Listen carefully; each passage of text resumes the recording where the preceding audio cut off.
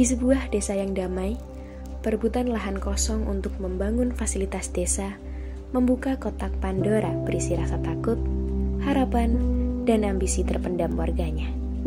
Musyawarah yang dipimpin oleh Pak RT bukan lagi sekedar rapat, melainkan sebuah terapi komunal untuk menyembuhkan luka dan menyatukan kembali tujuan bersama. Assalamualaikum warahmatullahi wabarakatuh. Waalaikumsalam warahmatullahi wabarakatuh. Terima kasih pada bapak-bapak dan ibu-ibu yang berkenan untuk hadir di pagi hari ini. Baik, langsung saja pada intinya. Saya mengumpulkan bapak-bapak dan ibu-ibu di sini bertujuan untuk membahas keluh kesah yang beberapa hari yang lalu sempat dibicarakan pada saya. Yang pertama, kemarin ada pencurian motor ya? Iya. Di mana ini?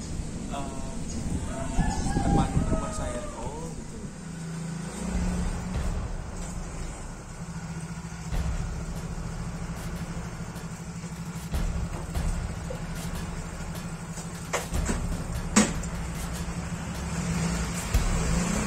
Oke, lalu kemarin juga ada yang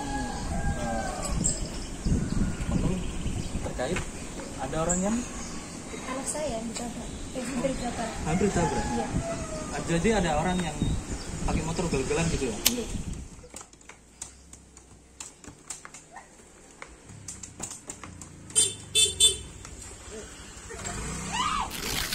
Terus ada lagi waktu kemarin? Saya Pak, kemarin itu saya lewat rumahnya Pak Ajis. Dia tuh kayak depresi gitu Pak, kasihan dia nggak punya teman cerita Pak.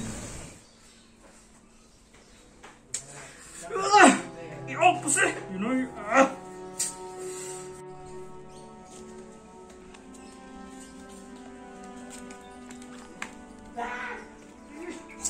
Iya yo.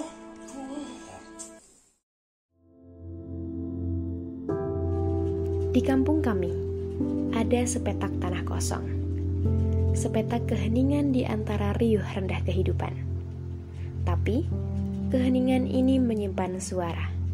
Suara harapan, suara kecemasan, dan suara cita-cita. Inilah potret demokrasi terkecil kita, yang menurut Bung Hatta berakar dari sini. Bukan hanya tentang siapa dapat apa, tapi tentang bagaimana kita mengelola rasa. Baik, kalau gitu karena di wilayah kita ini berhubung ada lahan kosong, kira-kira dari bapak-bapak dan ibu-ibu ada usulan bagaimana? Usulan dari saya, mengapa kita nggak membangun pos ronda aja? Tapi Pak Akbar, setiap sore anak-anak itu suka bermain dan deket area motor lewat. Keamanan anak-anak kan juga penting, jadi kita harus membuat taman bermain buat anak-anak biar merasa aman dan bahagia. Tapi tunggu dulu Pak RT, yang lebih penting itu psikologis dari masyarakat kita. Kita bisa lihat sendiri kalau warga kita, contohnya Pak Aziz, dia sampai depresi Pak, nggak ada temennya, nggak ada yang bisa diajak curhat. Kita sebagai masyarakat, tentunya Bapak juga sebagai ketua RT seharusnya bisa dong untuk merangkul masyarakatnya. Iya, kasian juga ya. Saya mau ngerangkul juga bingung. Oke. Kalau gitu, bagaimana? Dari saya pribadi ya Pak, mending kita pentingin mana yang lebih urgent untuk keseharian. Semisal kemarin kan ada kejadian yang diusulkan Pak Akbar, kalau motornya kehilangan, kalau dibangun pos ronda itu pastinya menjadi solusi. Itu karena usulan dari bapak-bapak dan ibu-ibu semuanya cukup bagus untuk keberlangsungan. Berlangsungan. Gimana Pak, terus Pak? Hukum warga kita. Baik, kalau dari beberapa permasalahan yang saya dapatkan dari keluhan-keluhan jenengan semua, begini simpulan saya ya, lebih baik lahan kosong itu kita buat pos ronda saja. Karena sebentar ya Ibu, sabar dulu, saya jelaskan. Jadi kenapa alasan saya lebih memutuskan untuk membangun pos ronda adalah ya karena benar kata Pak Alvin tadi ya, ini untuk keamanan warga. Jadi setiap hari kita butuh keamanan. Kalau untuk masalah taman bermain, nanti kita bisa buatkan tempat tersendiri lah untuk tempat bermain anak-anak. Kalau untuk warga-warga yang depresi, Anda bukan, Anda yang punya saya bukan? usulkan. Jadi kalau untuk warga-warga yang ada masalah depresi atau gangguan kejiwaan atau ya yang lain-lain gitu, insya Allah nggak insya Allah ya, udah ada kok di balai desa itu bagian penanganan Konseling gitu Pak? ya, penanganan psikis gitu. Jadi itu bisa diatasi di balai desa. Oke, sekian. Jadinya yang dibuat apa? Pos ronda. Ya, cukup sekian ya pertemuan hari ini. Oke, terima kasih dari saya.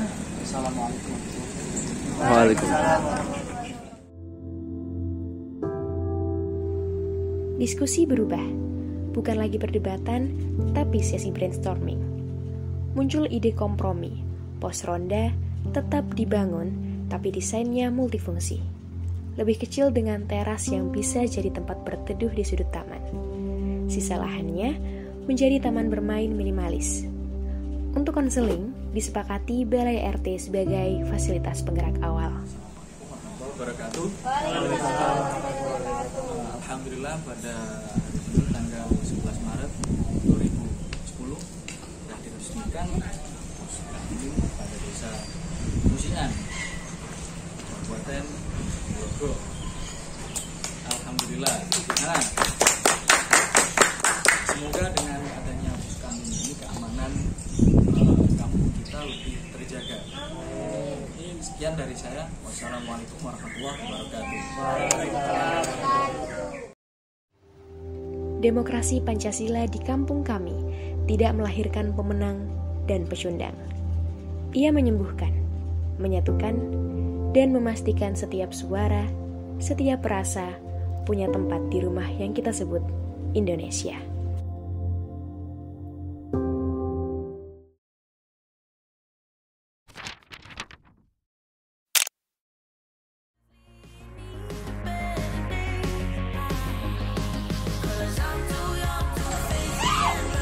meneng kabeh. Mau gini.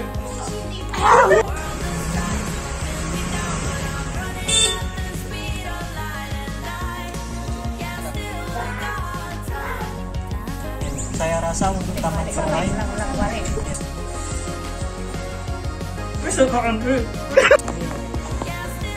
Bersih-bersih sebelum merapat. Ini Bagaimana Pak? Tapi Pak aku wis. Oke.